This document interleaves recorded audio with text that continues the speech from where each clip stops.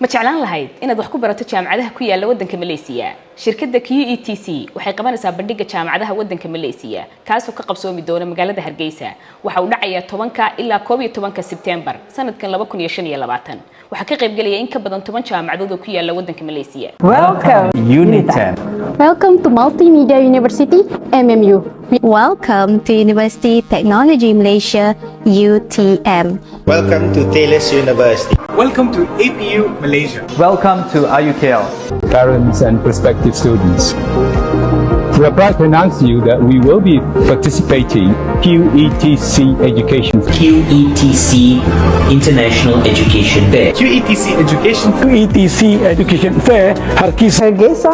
All the best and we'll see you there. Connect with our trusted and premier partners QETC who will ensure that you have a very smooth journey into APU not only during your study but even post completion of your program. Privilege of getting the 30% discount, do not hesitate to apply through our partner QETC. Through our partner QETC in your city.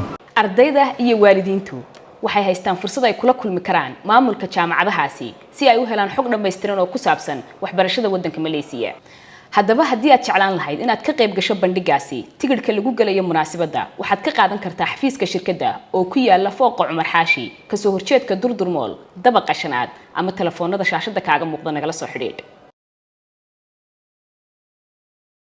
QETC, your gateway to your dream university.